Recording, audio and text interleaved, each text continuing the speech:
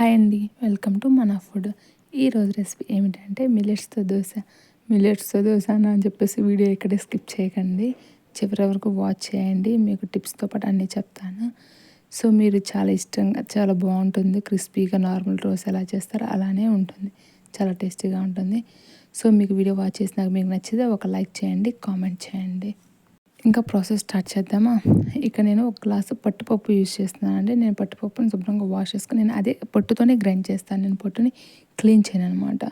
So అందుకే నేను ముందుగా నానబెట్టుకున్న ముందే శుభ్రంగా వాష్ చేస్తాను. అంటే అవి క్లియర్గా అనిపించే వరకు వాష్ చేస్తాను. సో ఒక కప్పు పప్పుకి 2 కప్పులు ఏ మిల్లెట్స్ అని యూజ్ చేసుకోండి. నేనైతే ఇక్కడ బ్రౌన్ టాప్ మిల్లెట్స్ యూజ్ చేస్తున్నాను. రెండింటిని కలిపి బాగా వాష్ చేసుకోండి.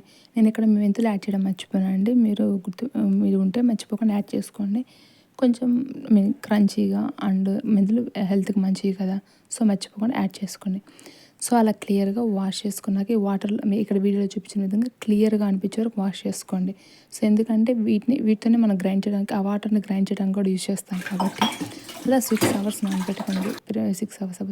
సో నానబెట్టుకున్నాక మీరు నేను గ్రైండ్ చేసుకోవాలనుకునే ముందు ఒక 10 గంట ముందు పోహాను కూడా వాష్ చేసుకుని నానబెట్టుకోండి.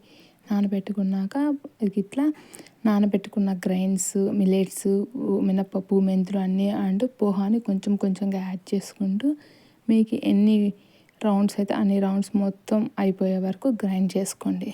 గ్రైండ్ చేసుకున్నాక అన్ని గ్రైండ్ చేయడానికి మన కన్సిస్టెన్సీ కోసం మనం మిల్లెట్స్ని ఏ వాటర్లో సోక్ చేసామో నేను ఆ వాటర్ పారబోయట్లేదండి, అదే వాటర్ని యాడ్ చేస్తున్నాను. సో నేను మోస్ట్లీ ఇడ్లీ కానీ దోశ కానీ నేను పప్పునే వాడతాను కాబట్టి అదే పప్పుతో వాటర్ పారబోయనండి. సో ఆ వాటర్ని యాడ్ చేసి కొంచెం కొంచెంగా యాడ్ చేసుకుంటూ గ్రైండ్ చేసుకుంటాను. మంచి కన్సిస్టెన్సీ వచ్చే వరకు గ్రైండ్ చేసుకోండి. మెత్తగా ఎవరు గ్రైండ్ చేసుకుంటానండి. గ్రైండ్ చేసుకున్నాక దాన్ని ఒక బౌల్లోకి యాడ్ చేసి మొత్తం పిండి అంతా అయిపోయినాక దాన్ని మొత్తాన్ని బాగా మిక్స్ చేయండి. మిక్స్ చేస్తే ఎంత బాగా మిక్స్ చేస్తే అంత త్వరగా ఫర్మెంట్ అవుతుంది.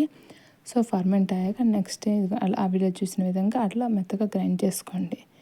గ్రైండ్ చేసుకుని దాన్ని ఫర్మెంట్ చేసుకోండి. ఫర్మెంట్ చేసుకున్నాక మీ వెదర్ హాట్గా ఉంటే త్వరగా ఫర్మెంట్ అవుతుంది, వెదర్ చల్లగా ఉంటే కొంచెం ఎక్కువ టైం పడుతుంది అనమాట. సో మీ వెదర్ని బట్టి మీకు అర్థమవుతుంది అనమాట ఎంతసేపు పడుతుందని చెప్పేసి. అదిగోండి అట్లా మొత్తం బ్యాటర్ వేసుకున్నాక శుభ్రంగా తుడుచుకొని మూత పెట్టేసుకొని ఫర్మెంట్ చేసుకోని అనమాట. అంతా అయిపోయాక నెక్స్ట్ డే మార్నింగ్ అదే వెదర్ని బట్టి మీకు ఫర్మెంట్ అయినాక మీరు ఎప్పుడు దోశ వేసుకునేటప్పుడు మీకు కావాల్సినంత పిండి తీసుకొని సాల్ట్ యాడ్ చేసుకోండి. కొంచెం హార్డ్గా ఉందనుకుంటే కొంచెం మీ దోశ కన్సిస్టెన్సీ లాగా వాటర్ యాడ్ చేసుకొని చేసుకోండి. మీరు ఈ దోశ పిండితోటి కొంచెం హార్డ్గా ఉంటే బోండాలు వేసుకోవచ్చు, బోండాలు బాగుంటాయి. అండ్ గుంత పొంగనాలు వేసుకోవచ్చు. అండ్ ఏ రకమైన దోశ వేసుకోవచ్చు, చీజ్ దోశ వేసుకోవచ్చు, ఆనియన్ దోశ, కారం దోశ, ఎన్ని రకాల దోశలైనా వేసుకోవచ్చు.